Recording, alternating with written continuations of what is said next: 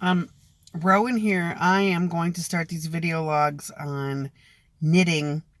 I know I look a little crazy this morning. But I've had a number of friends say, "Hey, Rowan, I want to learn how to knit. Can you teach me how to knit?" And so I had the idea to start doing these video logs because then I can do them one at a time, small classes, and then you don't have to come to my house. And if you want to learn, you can just turn on the video. So this first video 1, we're just going to focus on knitting. That's all. I will, if people ask, do crochet. And I very much suggest you learn both because they have really neat ways of, in my opinion, after knitting and crocheting I'm 53, I'll be 54. I've been knitting and crocheting since I was about 4 or 5 years old. So I'm glad I learned both of them because they both have really neat uses. For instance, I do a lot of knitting when I want to do clothing, hats and things like that. I just like knitting better for stuff like that. Shawls kind of run middle of the road for me. I'll do some crochet patterns are just so beautiful for shawls. But I tend to use knitting for more of a clothing type of thing, and maybe small baskets or stuff like that. And I use crocheting for, I call it utilitarian stuff like washcloths. I've made a hammock, big baskets like laundry baskets, because King Solomon's knot in knitting and crocheting is a great way to make like laundry baskets and things like that. But for knitting. So for this first video, I wanted to kind of introduce myself.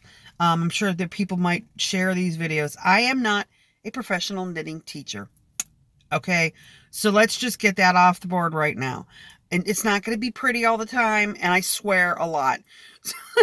So if you're going to get offended, this is balls to the wall raw knitting teaching, and I'm going to teach you the way I was taught. So I don't want people thinking it's going to be all pretty and it's like this knitting class.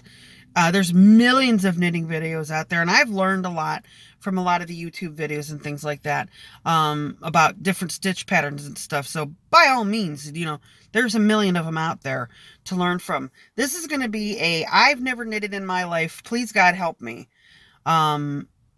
video class. Learning to knit is a really cool thing because you can make whatever you want. People are like, "Oh, Rowan, why do you knit? It's like so dorky." But then when you make something awesome and they look at it and they're like, "Oh my God, I want that."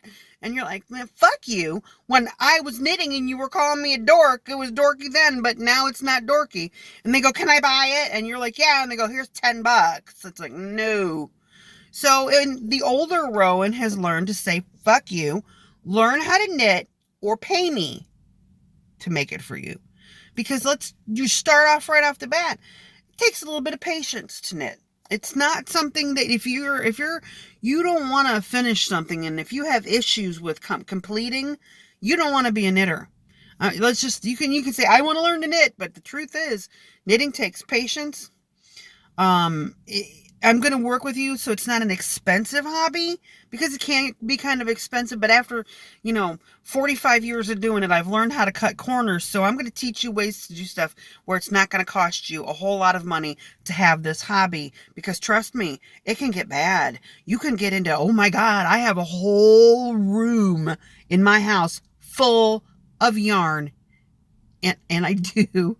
And I also have an attic full of alpaca because I spin as well. And my husband's real happy about all this. Anyway, so we're going to also talk about ways to do it where you can actually afford it. Big kicker there. Knitting bigger stuff. I never knit blankets, by the way, people. No, there's not enough alcohol in the world for that. People are like, "Why?" I'm like, "Really? Blanket. I will crochet blankets." So we'll talk about, what are the pros and cons. And one of the reasons is because knitting a blanket is a lot of money. It's a lot of yarn. Knitting takes more yarn than crocheting. So we're going to do cost, corners, and cuts and things like that. I learned from my grandma Canterbury. I don't know where she learned, but she was a very strict woman, and she's a very efficient woman. So when you see me knitting and when we start knitting, and you watch other videos, you're going to be like, "Why do you do it differently than the other person does it?" I am not a knitting Nazi. All right. I've taught a lot of people a lot of things. I did belly danced for years, and taught. I've taught people to play the violin, and I've taught I don't know how many people how to knit and cook. I love to cook. I did not get this fat by not knowing how to cook. I think that people develop their own style for whatever it is. So I'm going to teach you the basics of how I knit, and you might modify it, which I think is great. As long as you're making a good product and it looks good and you're not going insane trying to do it, and you will go insane sometimes when you're knitting. I don't really care how you do it. If you see another video that makes more sense to you, and I'd rather do it like this, but there's a few things that I've learned about how I knit. I think I'm a continental knitter. I've watched a lot of videos, so you'll see people going English knitting, continental knitting. It's fucking knitting, okay? I'm very happy about the way I was taught to knit, because between violin and being an author and working in a law office and everything I do, it is a miracle I do not have carpal tunnel. Miracle. And I have arthritis. And I do a lot of knitting. I do a lot of things with my hands, and I don't have carpal tunnel. So I'm kind of glad the way that I was taught to knit, that my grandma taught me, because it is very fast, extremely fast, very efficient. And I didn't know that other people had other ways of knitting when I learned to knit.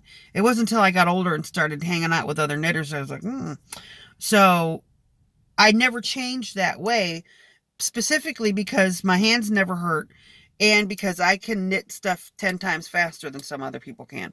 So I thought, why change a good thing? I will do things that you see in videos that other people don't do.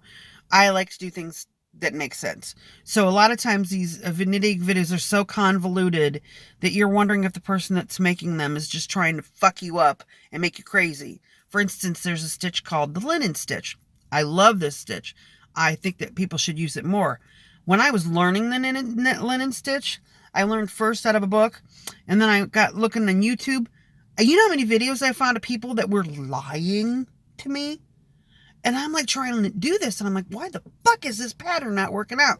Then I found a video of a person who's not crazy. And I'm like, why didn't you just tell me that? What are these fucking people talking about? I could have just learned that. That's the way you do it. And the pattern came out beautiful. There wasn't a lot of this is this and that is that. The person just showed me how to knit the pattern, and to knit the pattern in a way that it didn't make me crazy. Adding a lot of extra stitches. A lot of these people like their slip knit, just fucking knit the pattern. Just focus on the pattern. So I'm a very focus on the pattern kind of person, and I will research things to make sure I'm doing it in a way that's easy to learn and easy to produce. That's my love right there. Easy, fast, and pretty. Also, I'm going to work on helping to be creative. I don't think you should ever, ball yourself into one thing. I'm always making my own patterns. I'm always modifying patterns. I'm always seeing stuff online. Get on Ravelry. Ravelry is probably the best source anywhere for knitters, anywhere. And the people are amazing. The patterns are amazing. They're just genius. So Ravelry is a site that I strongly suggest when you want to get started.